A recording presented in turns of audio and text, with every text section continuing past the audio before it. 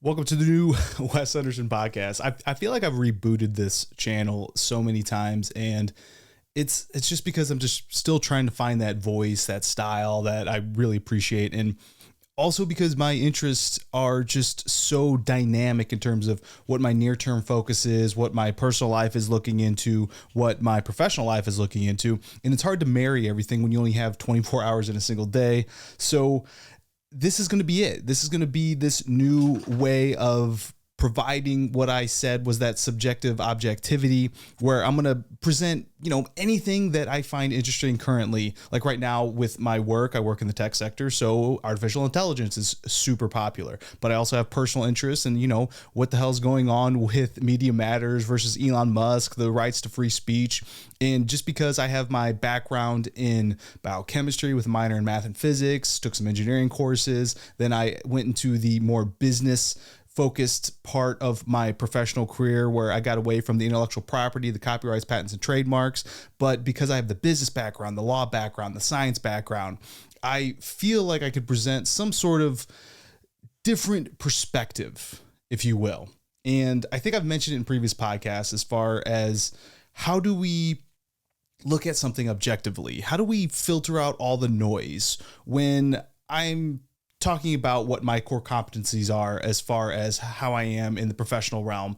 It's logic and reasoning, and it's my ability to do in-depth research. And the research competency just comes from when I studied science and also when I studied law. How do I look at a set of facts, understand using the logic and reasoning part of how I've evolved over time to know that this set of facts can logically conclude this some sort of summary or whatnot. So that's just exactly what I'm going to do. And the topics are going to be all over the place. I'm not going to fully escape away from the health and wellness side of things. Like I still love product, but the products that I perhaps talk about on this channel is not just going to be in that fitness tech sector. It could be for anything that I find useful.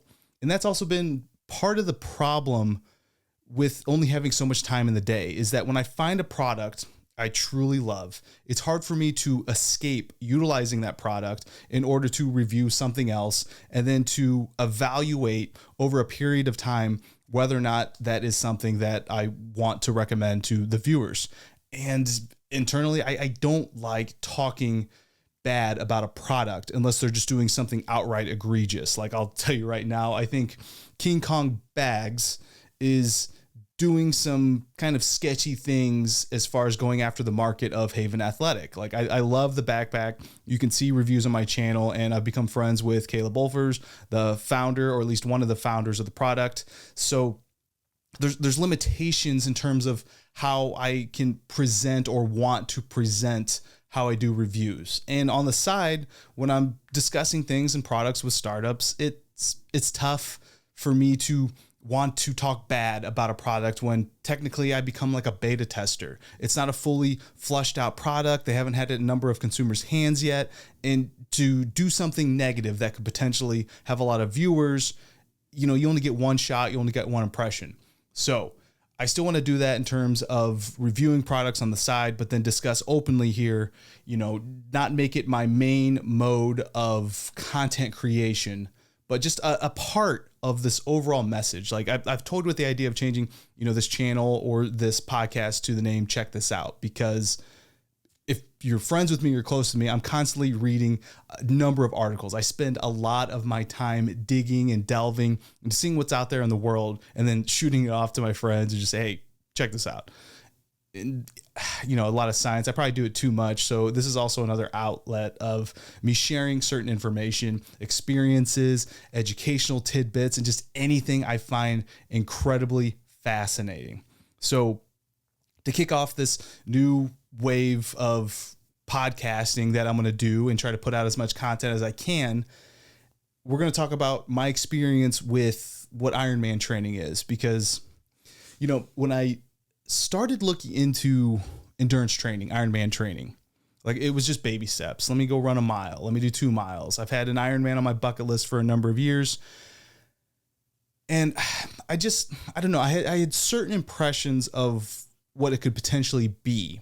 I'm bad at endurance, so let me do one of the most ultimate endurance tests and I'll be healthier.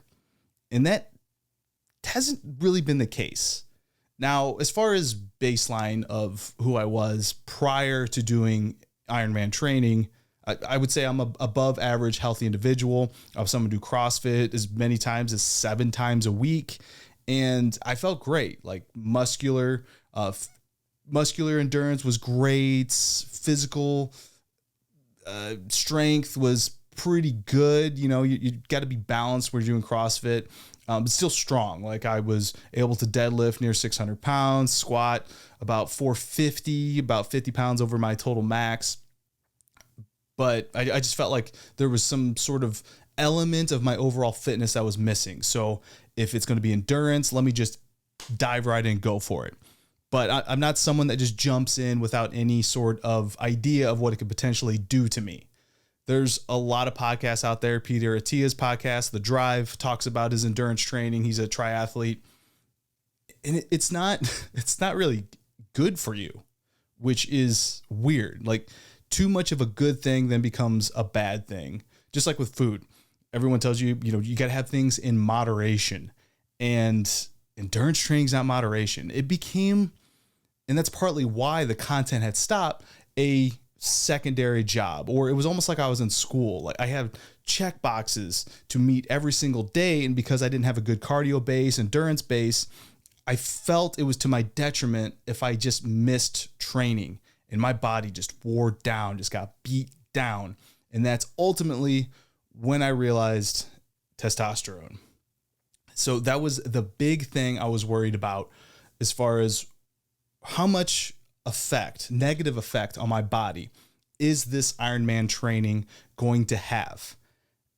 And it dropped my testosterone in a matter of months, about 250 points. And I don't like how I felt.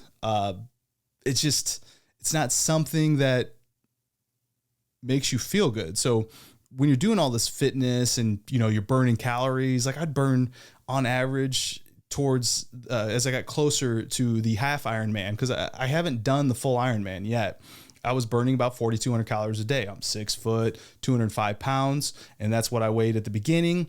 And just to maintain as much muscle mass as possible, I was very diligent with what I was putting in my body as far as meeting as much of the calorie intake as I could of what I was outputting, because a lot of people will just destroy their bodies. It starts eating itself because it's not getting enough energy. And that's just not what I wanted to do.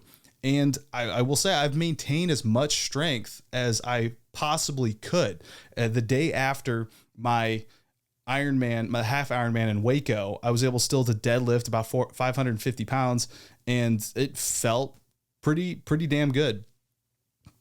But I didn't feel good overall, physical. It's just the physical stress. I'm talking about peak 15 hours within a given week of running, biking, swimming, on top of trying to maintain your personal life, your job professionally, and you got to start making sacrifices. I didn't want to make any sacrifices when I set out to do this, but you just have to. So what took a backseat? This content, this channel, and you just get burnt out of everything. So the mental stress of trying to fit in the training with your daily life that was already existing becomes a factor. And what really hurts the mental aspect is that testosterone. So I prepared for this. Like I knew that testosterone could ultimately be a problem. And I got to say, like my testosterone didn't fully just like deplete to the point of like, oh, you've got low T. It was definitely borderline. But being in Austin, Texas, it was great that I got to go to a facility here called Ways to Well, get my blood test, and a normal blood panel that you pay out of pocket for generally from a normal primary care physician or any sort of health facility is going to be this super small, tiny, like parameter. They just don't give you enough information. And when you ask, okay, how do I get to that next level? How do I be optimal for my goals? It's not in their best interest or even to care that that's what your needs are. Now, there are some outliers. I had a great physician when I was still living in South Florida that would give me that next level analysis, work with me on a nutrition plan as far as the supplementation that I need to take to meet my vitamins. But generally, I haven't been able to find that anywhere else. But Ways to Well, completely out of pocket. They don't allow you to use health insurance because health insurers won't pay for this level because there's no reason to. It's not something that's going to be the detriment of your health. But if you want to go that next level of your health, then it's going to cost you. And really, it was like $500. And I got like this 36-page analysis, and really that optimal range of the average person that you would get from a normal blood panel gets really shrunken down into the ultimate optimal areas. And then there was a supplement plan that was given to me. I'm not going to share that because that's specific to my blood work. But ultimately, it was like, okay, your testosterone is going. If you want to continue doing this and you want to get back to your normal levels, how you feel, how you maintain the muscle mass, how do you continually get stronger, then we got to put you on something. And 34 years old, at 35 generally is when testosterone starts dipping among men. I didn't want to get to have to take like TRT or any sort of actual exogenous testosterone. That was something I was very weary of. You got to cycle on, cycle off. It has some potential long-term effects on your hormone system, and that stuff scares me. Like I'm so anti anything just for my body. I don't, to each their own. As long as you do the research, understand the side effects and the potential long-term effects of anything that you're on, that's going to be ultimately up to you. But for me, I just knew like I still want to have kids in my life. And if I'm going to get on testosterone, there's potential side effects to the detriment of your fertility. So I was able to talk to the person at Ways to Well, and instead I'm on peptides and clomiphene, two things that have shown positive effects on testosterone. I have not gotten a follow-up blood test. That'll be something of interest in a future podcast episode. But as of right now, it definitely turned my mental and my physical well-being around fairly quickly once I started getting on the supplementation as far as what vitamin deficiencies I had, and now also increasing my testosterone.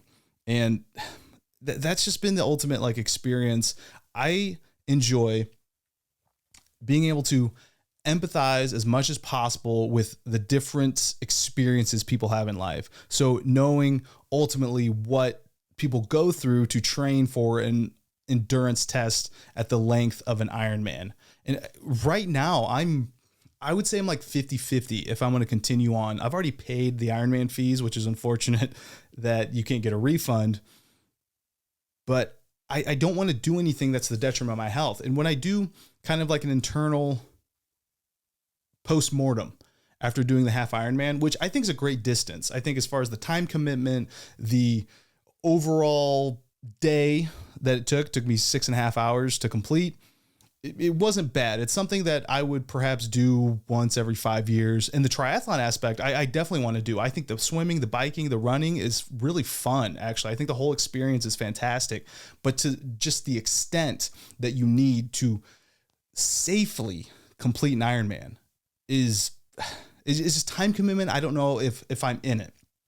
And just sharing, like, it's just well known that for men, chronic low testosterone levels in endurance trained men, it is just something like your body just gets put through the paces of just physical stress. And you got to think of your body as this machine, and you've only got so many workers inside of it that can only focus on so many things. So when you're digesting, you got to put energy expenditure into digesting the food, absorbing the food. If you're working out, your muscles break down and tear down. So then you got to get those same workers, well, at least as part of like the working ecosystem, to then go focus on that. So when you're just constantly pounding your body, not letting it rest, and just can't afford the time to focus on recovery because you're doing so many other things, it just becomes a problem. And I don't think I anticipated that I just wouldn't see anecdotally any sort of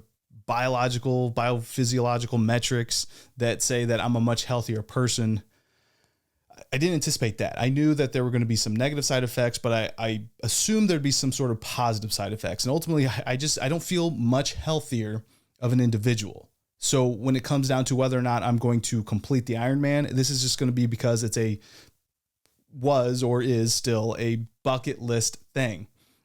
And kind of the detriment of completing a half Ironman is that I feel like that bucket list portion is kind of satiated. You can kind of see, if you're watching behind me, I mean, I have the Waco medal behind me, and I'm just like kind of fine with it. I miss certain other things, other physical endeavors in my life. Like I'd like to get back into mixed martial arts. I miss going back to my CrossFit gym, because that's another thing with the endurance training is it's pretty lonely. Now there are coaching groups you can go to, but again, you got to fit the training times with your personal life. And a lot of times it just doesn't align depending where you're at in your career, when you're in life.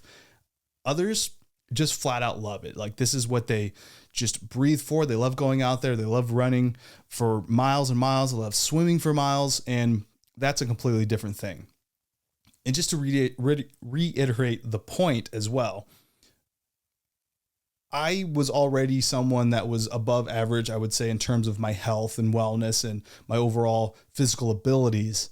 So if you're starting out from nothing and you're wanting to get into shape, and this is your ultimate goal, then you would ultimately have improved physiological metrics over time because you're getting into the training. And it is a great goal. It is such a great experience. The Ironman experience is fantastic. The way they set it up, the way they treat you, the way everybody's happy. And then you're just, the elation you feel when you cross the finish line is just fantastic. But would I recommend it to someone? That's a decision you just got to make on your own. And I don't want to talk anybody out of it with what I'm saying.